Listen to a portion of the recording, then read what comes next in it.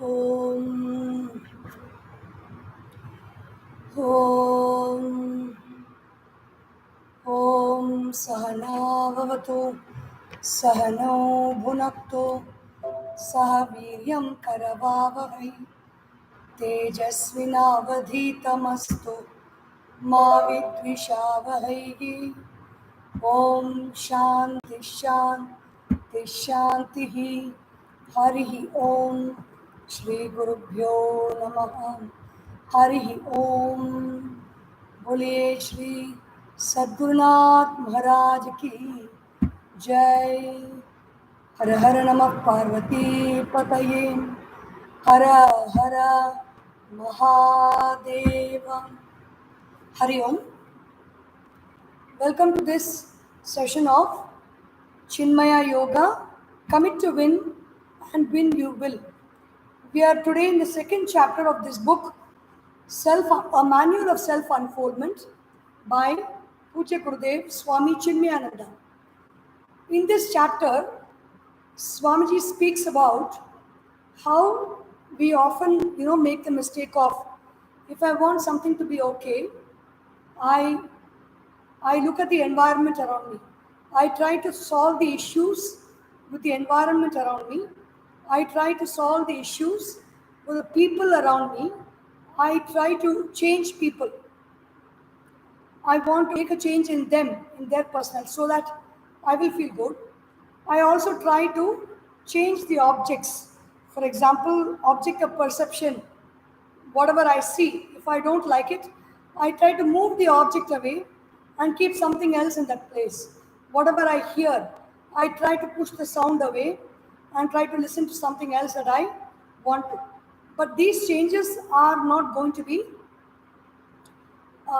sustainable in the long run. They only waste our energy. They end up taking a lot of our energy. And actually, where should we change? What is the change that we should make that can make the other changes everlasting and permanent? So Gurudev talks about the world around us and ourselves who see the world. In those days, um, religion tried to crush science with a heavy hand. In many countries where people were sent to stakes because they spoke the truth, they spoke the scientific reason behind whatever is happening, whatever we see. So there were times when science was crushed. But Gurudev says science and religion must go together, which means bhakti or love is what religion is all about. Religion means there are many gods and there are ways to worship that God and there are ways to gain that love and attention from that God we worship, which is religion. Meticulously doing something again and again is religion. In the language of yoga, it's called Abhyasa or Samskara. Samskara means we create, like the tattoos we put. Somebody puts a tattoo of a dragon, or somebody puts a tattoo of a Trishul, or a Shivalinga, or an Om, or any deity of their choice. They put the tattoo because they want to be constantly reminded of that, the message in that tattoo. That is called bhakti.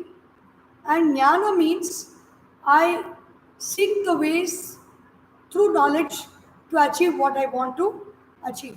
When these two go hand in hand, then success is ours. Jnana energizes bhakti. So when we say, for example, Bhagavan Sri Krishna works miracles in our lives, or Ganesha can remove obstacles, whenever we say such statements, and we are able to go behind the scientific fact by which the obstacle was removed, which includes divine grace also. When we go through the scientific facts behind how success is achieved in this world, then we can only say that devotion and knowledge go hand in hand with each other. So Gurudev finally says, practice yoga. Yoga means practice quietening the mind, practice disciplining the mind. In fact, the principles of science and the scientific approach vitalize religion Similarly, the achievements in production, the efficiency in distribution, the gains of cooperation, the victory over nature cannot in themselves meet the demands of life and assure a greater share of human happiness unless they also recognize the nobler values of healthy living which religion preaches. Unless we insist that the individuals constituting the community pursue the teachings of self integration, which is called yoga. Integrating myself means integrating the body, mind, and intellect. The community can never move into an era of joy and healthy love. That means how much ever money we try to accumulate, how much ever comforts we try to build up around us, how much ever we try to choose the right kind of people to work in our companies where we don't face any problems with problematic people, how much ever we may do that, unless we work on rebuilding our qualities, our positive qualities, our love, our compassion, our quietude, our meditation, unless we work on these qualities, we are never going to achieve everlasting success in the world outside. All the wars and revolutions have not succeeded in discovering the secret prescription for joy or that system of perfect government. How much ever we fight with each other in terms of countries, we are never going to arrive at that sweet spot of good administration where each citizen can bloom forth into maximum happiness he is capable of. The ideal of life is to be happy and be extremely happy, extremely content, where there's nothing left that we really want. Everything that we want is available with us, and we are very content with what we have. Until that situation comes, there's never going to be any joy. Joy cannot be got by war.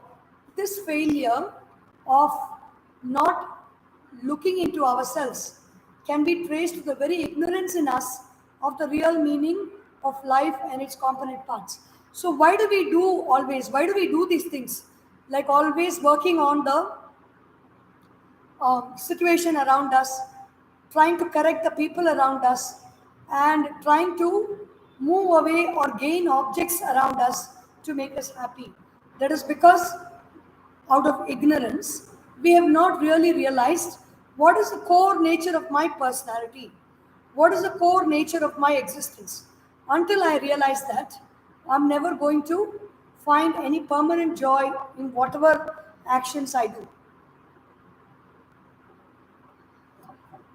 The external pattern of objects cannot and will not consistently remain long in any given scheme formulated through the word or carved out with the soul. Whether we achieve the external transformation through positive affirmations, through writing, through proper dialogue, through communicating with people and saying that this should be so, this should be so, and they also manifest what we have spoken when other people do that, or by the sword, when we direct other people, when we command other people, and we get things done in our life. Even then, the things are not going to change permanently. There's only going to be a temporary change which will soon fade away. The pattern changes eternally, so do the minds of the individuals. We have seen in our own homes. We might have moved the furniture, rearranged the books, cleaned our home. But after 1 month, if you see, even if the books have not been moved from the shelves, they are very dusty, they are very untidy, because change is constantly happening in this world. Change is the constant factor in this whole world. Even if we cannot see what is changing, without our ability to perceive molecules, atoms, particles, even if an object is very, very solid in front of our eyes, even in the solid object, constant change is happening in terms of atoms, molecules, particles, subatomic particles, quarks, quasars, everything is changing. All revolutionary changes for congenial living pattern are necessarily efforts doomed to failure so long as they ignore the subject in man, constituted of the mental, intellectual, and the spiritual personalities. If we don't realize who am I am the mind, I am the essential spirit, and I am the physical body.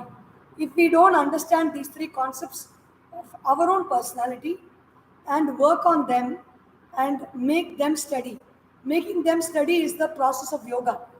If we don't make ourselves steady and constantly we are going to look around the world, look around our rooms, look around the people who surround us, look around the way people behave to us, and constantly we are going to spend time changing them or correcting the room around, correcting our office around, correcting what we have to get in life. For example, whether it may be the bonus from the government, the bonus from our company, or a hike in salary or promotions, whatever we want, as long as we are going to spend time correcting the situation, we have never got it, because it is not going to be permanent, and very soon we will be coming back to the same place where we began, at a different level. At every level we move higher and higher, or we think we move, the problems are going to come. There we have to face the problems, we have to face the circumstances and fight it out, until and unless I realize who I am and act from that knowledge, not from ignorance of who I am. Through education, we have stepped up the general proficiency in our youth, but the capacity to apply their knowledge in the field of activity is definitely at a low ebb. This we are seeing everywhere. Many companies who are recruiting people say that youngsters these days, even though they might have got great marks in their degrees, whatever degrees they might have studied, they might have got very great marks, but on a large scale, they are unemployable because they have not translated that knowledge into action. The knowledge that is received through the five sense organs of perception has not been converted inside, chewed and digested, and expressed as action through the five sense organs of action. So there is proficiency. Knowledge adds to form proficiency, the ability to translate that knowledge into action in the appropriate fields is called efficiency. So, for example, what is knowledge? I know how to make upma. I have to take the rava, I have to roast the rava. This the person can be telling in the mouth, using the hands in free air, waving the hands in the air and talking out into oblivion. I take the rava, I measure it out, I pour it into the kadai, I roast the rava, I put it on the plate, then I take oil, then I splatter mustards and whatever for garnishing, and then I measure out water, I put salt, I let the water to boil with along the vegetables, the chopped vegetables, and whatever I need to use to season it, I put it inside the water, I allow it to boil, then slowly I pour the rava, I stir it until it becomes boiled and hot and tasty upma. This can be said in 5 minutes or 10 minutes. But to really work it out and really to bring it out as the upma that I can eat or others can eat with a nice consistency and the proper taste, without excess salt or without too much of overcooking or without undercooking or without it becoming lumpy. Everything is, it boils down to my ability to put it into practice, the efficiency with which I have converted my proficiency of the knowledge of making upma. If the subject is not understood, if the subject means not the subject matter of what we are discussing, if the subject or I am not understood, if I really don't know who I am, then whatever I may do to achieve in my life will come to a standstill. There is a very interesting book I read. It is called The High Achiever's Guide. It is written by Maki Mosavi. The author is a very successful person, and she has gone on to achieve many things in her life. And finally, she realizes how much ever high she goes, she's not able to achieve that speed, that sweetness of personality. that happiness of being, the cheerfulness. Like if I get up in the morning and I don't feel like smiling at myself in the mirror, then there's something seriously wrong in the way I live. If I look very grumpy, and I, even after looking at my face, the grumpy face, if I continue with that big frown, looking into the mirror, really I do not want to say thank you within me.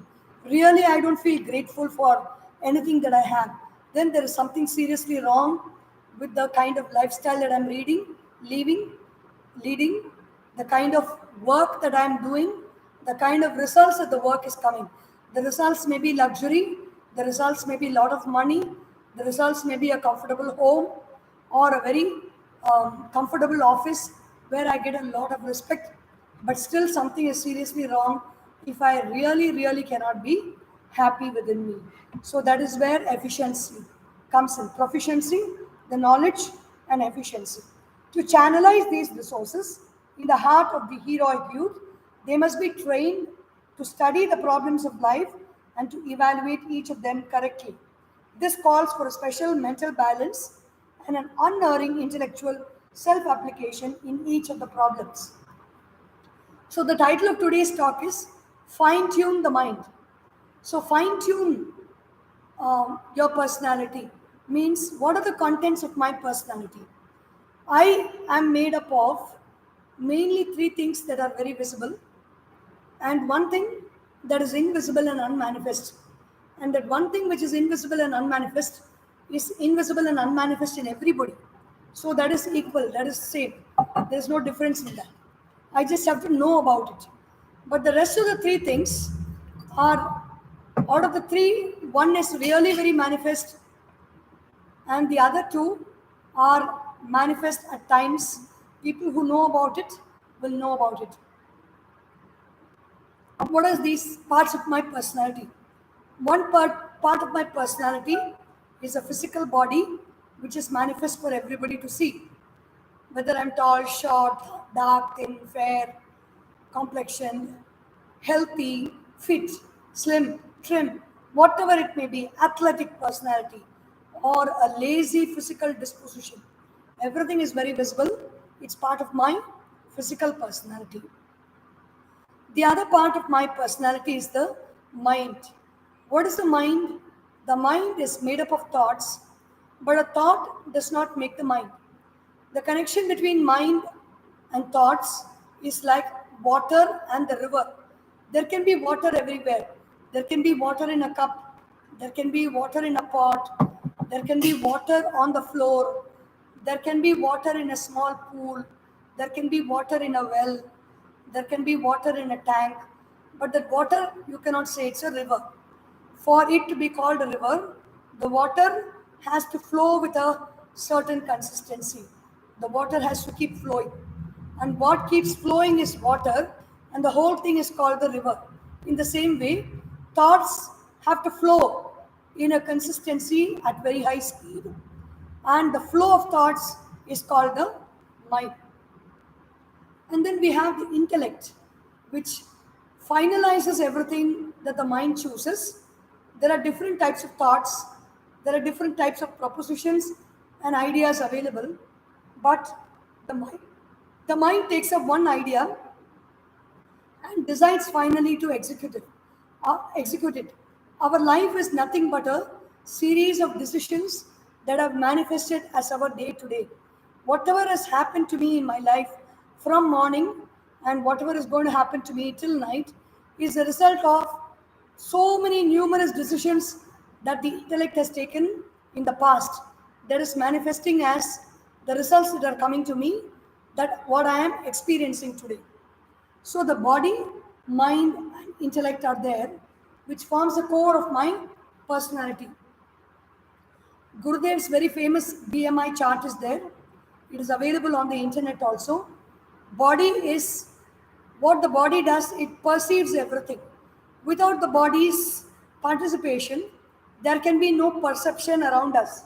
Perception means grasping sounds, grasping smells, grasping tastes, grasping forms, and grasping different kinds of experiences is possible by the physical body perceptions. It is a perceiver of objects, and objects are just five in number. We may think that there are numerous objects in this world. There is cup, there is table, there is bridge, there is lightning, there is tube light, there is bulb light, there is cinema theater, the movie screen, Dolby stereo. There are so many objects you may say. It is endless. But actually, all objects are just five in number. They are objects of sight, objects of sound, object of smell, object of taste, and object of touch. Only five objects which the body perceives outside. Then the mind feels emotions of love, hatred, jealousy, anger, confusion. The mind feels fear, anxiety, worry. These are all the different kinds of feelings that we get. The feeling of power, the feeling of being in charge of a situation, the feeling of being aggressive, the feeling of being submissive, everything happens in the mind. The mind perceives feelings, and the intellect perceives thoughts. The intellect is able to grasp the thoughts that we have. You may get the thought, listening to this, you may get, what is Swami Chinmayananda trying to say? Is a thought, and the intellect grasps that thought. Like how we grasp a laddu, or we take a biscuit, or we take a cake and put it into our mouth. The intellect inside us grasps that thought and begins to chew that thought. And the thought reveals its true nature to us at the end of the digestive process of contemplation. So, body, mind, and intellect, perceiver, feeler, thinker, object, emotions, and thoughts. Everything, whatever we want to change, realizing this truth, the religious masters advise man to reform and reconstruct his inner equipment of experience, master the mind, and you master the world. Even Thiruvalluvar has said, ஐந்தவித்தால் ஆக்கல் அகல் விசும்பலார் கோமான் இந்திரனே சாரும் கரி.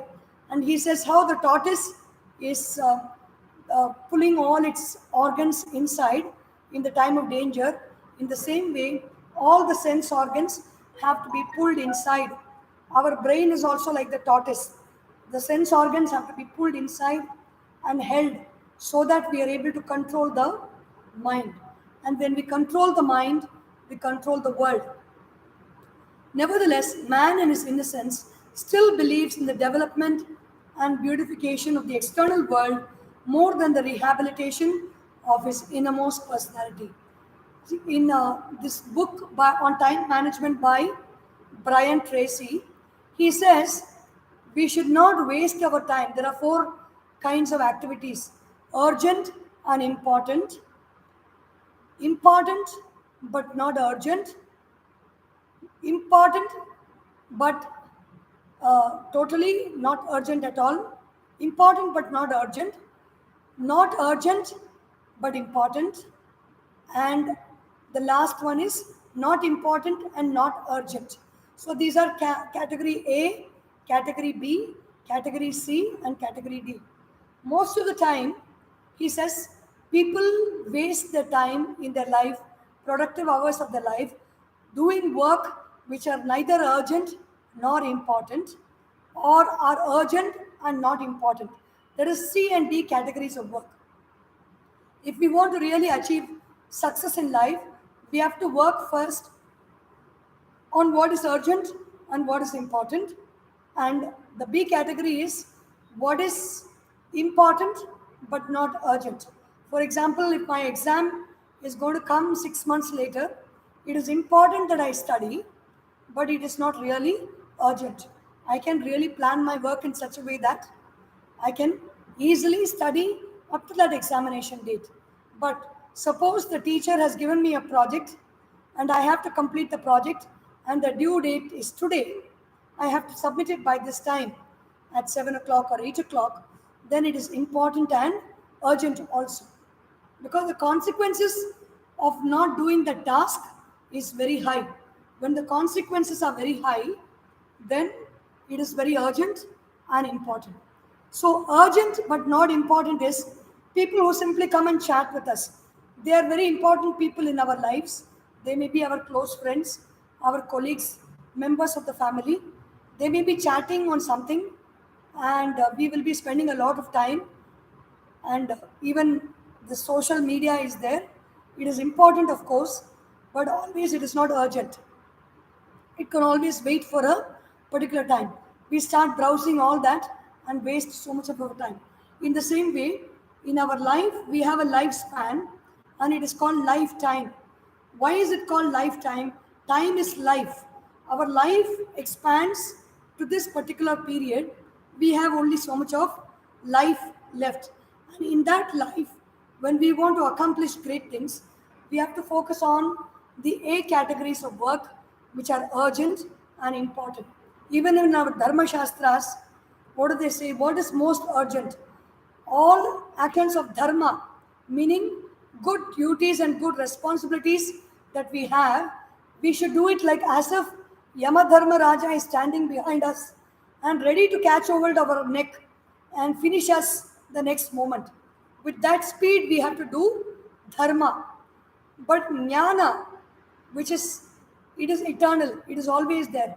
We can always do it as if all our lifetime we are immortal and there is no hurry. It doesn't mean that we have to postpone it. We can do it at a leisured place, leisured space. Maybe you can call it a B activity. It is important, but it is not urgent. Dharma is an A activity, important and urgent. If we schedule our life, if we schedule our day, every day, what is urgent and what is important, I will do that first. If suppose somebody has to go out for a meeting, it is urgent and important to take a bath. So instead of postponing that, do that first. And then next, it is urgent and important to get ready, get dressed up well. And then it is important to take your food. And it is very, very important to arrange all the contents that you need to take out. And then you go, when you design your life in this way, you can achieve so much more with the time we have. All this falls under the realm of yoga. All this falls under the realm of controlling my mind or disciplining my mind. We don't like the word control. We can say self regulation, regulating my own self, not waiting for somebody else to tell me, do this, do that, don't do this, don't do that.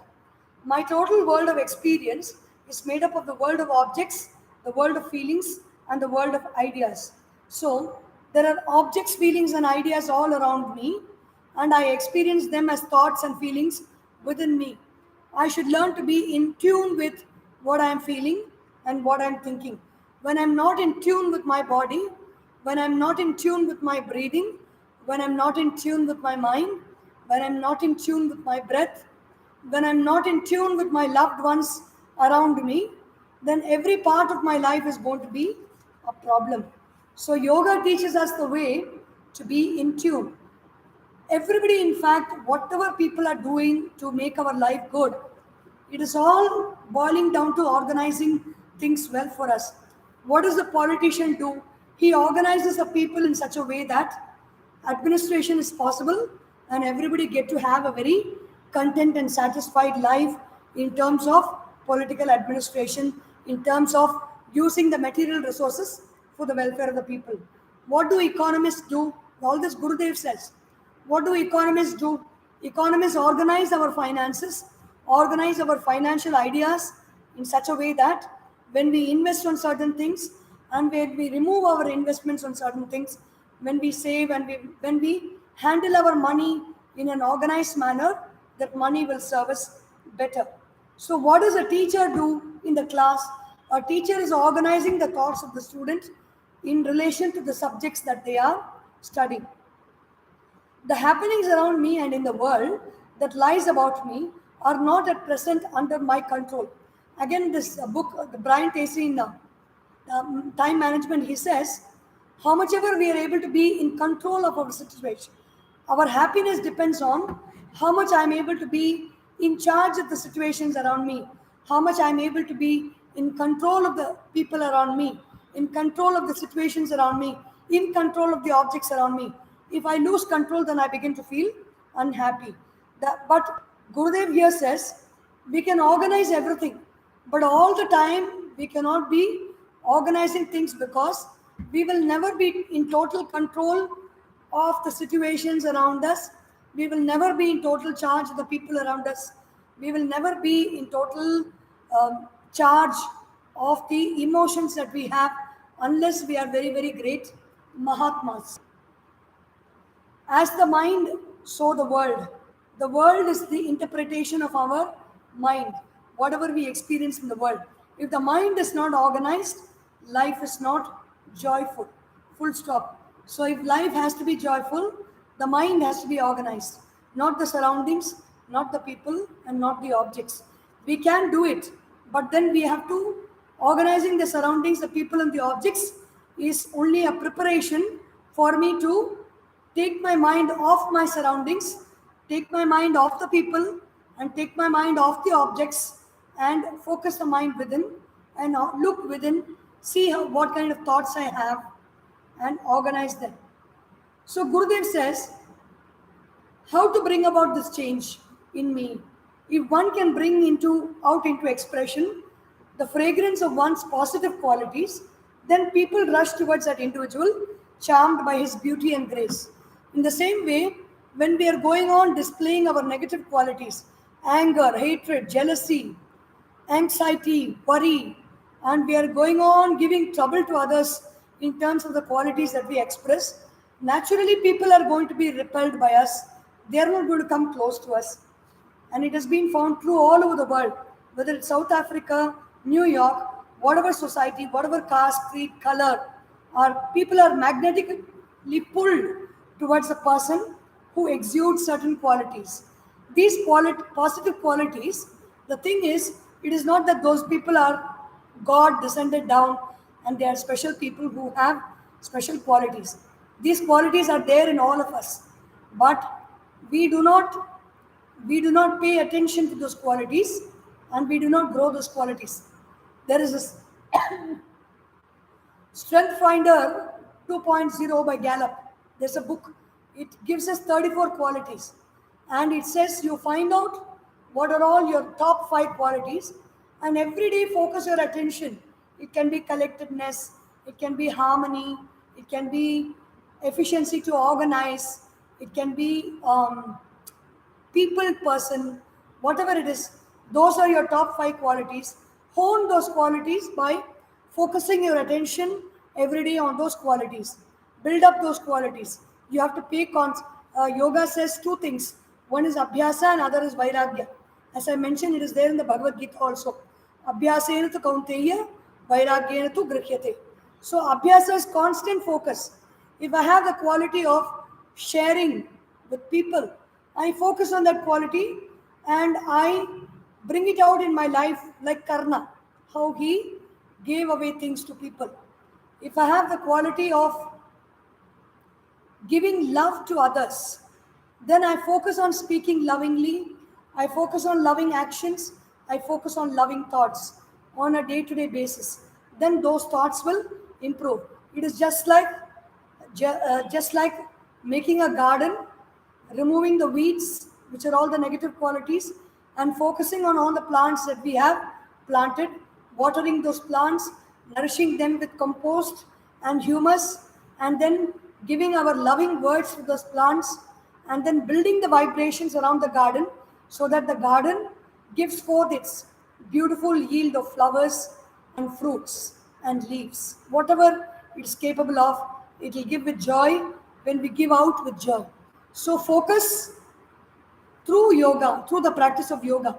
The student who develops a certain amount of mind control is marked as one who will have the greatest success in life. If you want success in life, as we say here, we have committed to win here. So if you want to win, commit yourself to disciplining the body, mind, and intellect. This idea developed throughout the ages of Hinduism is called yoga. Gurudev says, what is yoga? Controlling the mind. Disciplining the mind is known as yoga, not just sitting with folded legs or the nose held between two fingers, which is popularly known as yoga. We think that if I do some yoga, if I just inhale, exhale, then I lift my hands, I do some Surya Namaskar mindlessly, I've achieved what I want to do. Yoga is all about through the movement of the body, controlling the mind, through the regulation of the breathing, controlling the mind, through watching my intellect, watching my thoughts, controlling the mind, through my doing my actions with a sense of offering and without expecting any particular results in my favor. When I do even my office work or daily duties, it becomes karma yoga and my mind is controlled. There are many, many types of yoga. There is karma yoga, there is raja yoga, there is hatha yoga, there is nada yoga, there is swara yoga, there is dhyana yoga, and there is Gita yoga. There is so many, as many people there are, as many great qualities, as many professions there are so many yogas. Yoga basically means action, and when that action helps me to quieten the mind, discipline the mind, it becomes the practice of yoga to quieten the mind. And Gurudev says, in order to discipline or train the mind, first of all, we must know what the mind is. So, what is the mind? We will look at it in the next session, next week.